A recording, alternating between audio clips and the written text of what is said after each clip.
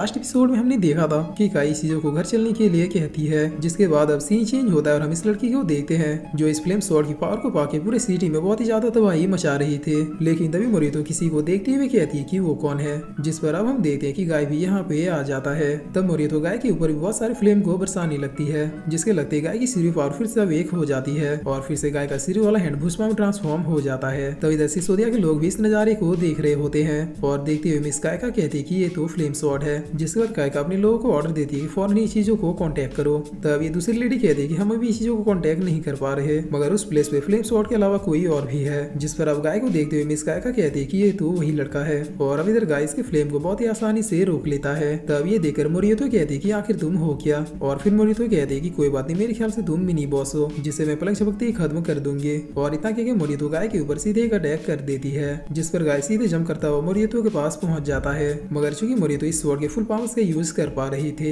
इसीलिए वो गाय को कुछ ही देर में पीछे धकेल देती है। तब गाय इसके अटैक को रोकते हुए अपने दिमाग को शांत करने की कोशिश करने लगता है, जिस पर मोरितो कहती है कि अच्छा तो तुम भी एक सेलेस्टियल हो। तब इतना सुनते गाय दोबारा से बहुत ही गुस्से में मोरितो की ओर देखता है, जिसके बाद इधर मिशी और काय को देखते हैं जो कि घर लौट चुके थे। तब काय चीजों से कहती है कि क्या तुम मेरे लिए उस अलमारी को खोल सकते हो, जिस पर चीजों इस अलमारी को खोलता है और फिर अंदर जो देखता है उसे देखकर थोड़ा शौक हो जाता है, क्योंकि ये चीज काय की वेडिंग ड्रेस थी। और अभी चीजों काय को प्रपोज करते हुए कहता है कि सॉरी मैं थोड़ा लेट हो गया, मगर अब मैं तुमसे पूछना चाहता हूँ कि क्या तुम मुझसे शादी करोगी काय? मैंने आज तक तुम्हारे अलावा किसी दूसरी लड़की को इमेजिन भी नहीं किया है, तो अब बताओ क्या तुम मेरी वाइफ बनोगी? जिसे सुनकर काय बहुत ही खुश होते हुए यस कहती है। तब चीजों कहता है कि चलो अब अपनी इस ड्रेस को पहन लो, हमारी वेडिंग आज ही होगी। जिस पर अब काय इस ड्रेस को पहन के थैंक यू सो मच चीजों कहती है, मगर तभी काय को फिर से हार्ट अटैक आता है, जिस पर चीजों काय को पकड़ते हुए उसे बेड में आके आराम से लिटा देता है। तब काय कहती है कि मैंने सोचा कि तुम मेरे इल्यूजन हो, मगर मैं काफी खुश हूँ कि तुम मेरे आखिरी वक्त में मेरे साथ हो। तभी से फिर से काय से माफी मांगते हुए कहता है कि सॉरी मुझे माफ कर दो, मैं तुम्हें छोड़ के चला गया था। जिस पर काय कहती है कोई बात नहीं, तुम्हें खुद को दोष देने की जरूरत नहीं है,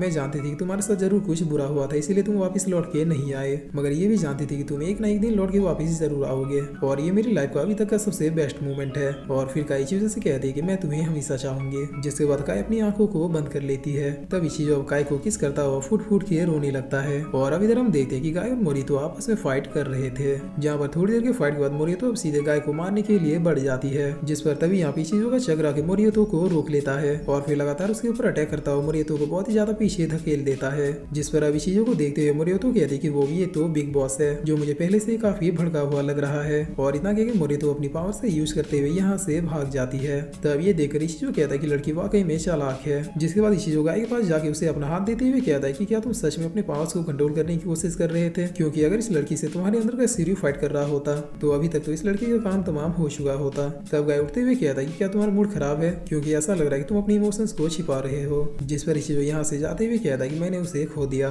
तब ये सुन के गाय को भी इशिजो के लिए बहुत ही ज्यादा बुरा लगता है, जिसके बाद ये दोनों यहाँ से कहीं और चले जाते हैं। और अब सीन चेंज होता है और हम सिसोदिया का सीन देखते हैं, जहाँ पर कायका मिकी और मार्कस को एक मिशन के बारे में समझा रही थी और समझाते हुए कह रही थी कि तुम लोगों को कोल्ड स्लीप से इसलिए जगाया गया है क्योंकि तुम दोनों को ये वेपन किसी भी हालत में लेके आना है। जिस पर मिकी और मार्कस सीधे अब अपने मिशन में निकल जाते हैं, जहाँ पर कायका इन दोनों को गाइड कर रही थी। इसके अलावा सिसोदिया की एजेंट पहले से ही टारगेट के पास पहुंच चुके थे। जिसके बाद इधर हम इशिजो और गाय को देखते जो कि एक होटल में खाना खाने के लिए आए थे, मगर अभी भी इशिजो बस गाय के बारे में ही सोच रहा था। तब गाय कहता कि अगर तुम्हें रोना आ रहा है तो तुम मेरे सामने रो सकते हो, मगर पहले तुम मुझे ये बताओ कि आखिर हम लोग अभी तक सिसोदिया क्यों नहीं पहुंचे। तब इशिजो कहता है सिसोदिया जाके तो हमें सिर्फ सोना ही है, इसीलिए कोल्ड स्लीप में जाने से पहले मैं इस वर्ल्ड को थोड़ा एंजॉय कर रहा हूँ, क्योंकि अगर एक बार कोल्ड स्लीप में चले गए तो फिर तुम्हें खुद पता नहीं होगा कि तुम दूसरी बार कब जागोगे, इसलिए अगर तुम कुछ करना चाहते हो तो फिर अभी कर लो। जिस पर गाय कहता है कि मुझे कुछ भी नहीं करना है, क्योंकि ना तो मेरी कोई हॉबी है और ना ही कोई इच्छा। तब इशिजो कहता है कि देखो ऐसे देवदास बनने से काम नहीं चलेगा, जरा देखो तो इस दुनिया को कोई तो ऐसी चीज होगी जो हमेशा तुम अपने मन में याद रखना चाहोगे।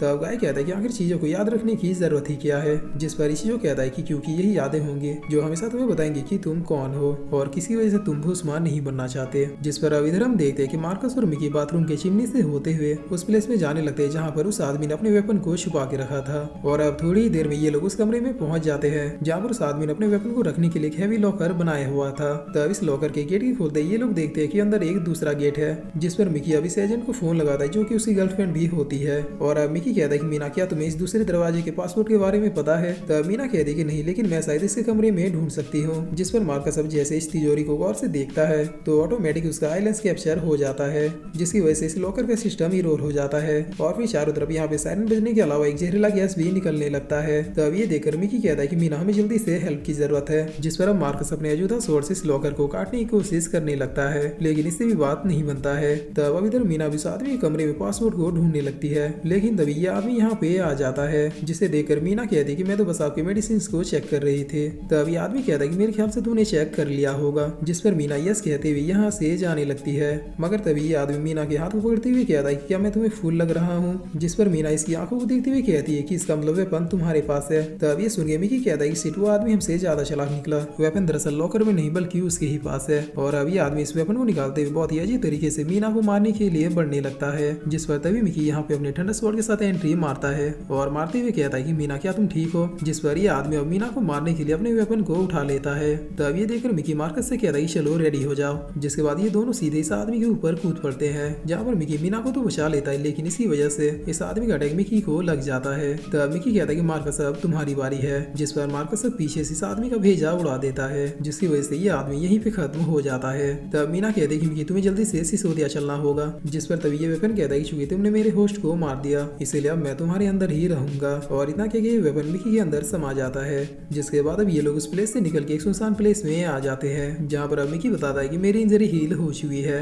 इसीलिए तुम दोनों में से किसी को भी डरने की जरूरत नहीं है। तब मीना कहती है कि हमें जल्दी से सिसोदिया चलना चाहिए ताकि वो लोग तुम्हें स्कैन कर सके, जिस पर मिकी कहता है कि नहीं मैं बिल्कुल फाइन हूँ, इसलिए क्या तुम मेरे साथ घूमने चलोगे। तब मार्कस भी कहता है कि मीना मेरे ख्याल से तुम्हें जाना चाहिए, क्योंकि हम लोग बाहरी दुनिया में तो ज्यादा दिनों तक नहीं रह सकते। और इतना कह के मार्कस इन दोनों को छोड़ के यहाँ से चला जाता है, जिस पर अब मिकी और मीना भी घूमने के लिए चले जाते हैं, जहाँ पर ये लोग पूरा दिन खूब सारा एंजॉय करते हैं। जिसके बाद शाम के वक्त ये लोग आराम से आके एक प्लेस में बैठ जाते हैं। मगर तभी मिकी के अंदर से वो वेपन अब अपने आप ही अवेक होने लगता है। इसके अलावा थंडर स्वॉर्ड भी अपने इविल रेज में आ जाता है। तब ये देखकर मीना पूछती है कि मिकी क्या तुम ठीक हो, जिस पर मिकी मीना से दूर जाते हुए कहता है कि मीना जितनी जल्दी हो सके यहाँ से भाग जाओ। और अब इतना कहते ही मिकी खुश होने लगता है, जिसके बाद मिकी के एक हाथ में थंडर स्वॉर्ड और दूसरे हाथ में वो वाला वेपन आ जाता है। तब ये देखकर कायका कहती है कि जल्दी से मार्कस को भेजो, उसकी बॉडी दो वेपन के पावर्स को कंट्रोल नहीं कर पाएगी। और अब इधर हम गाय को देखते हैं जो इस वर्ल्ड को देखते हुए सायका को याद करने लगता है, और याद करते हुए कहता है कि मास्टर सायका मैं आप लोगों को कभी भी नहीं भूल सकता। जिस पर तभी सिसोदिया से इचिजो को भी कॉल आ जाता है। तब इचिजो गाय से कहता है कि चलो इतना फन काफी है, अब काम पे लौटने का टाइम आ चुका है। और फिर इसी के साथ ये एपिसोड यहीं पे खत्म होता है।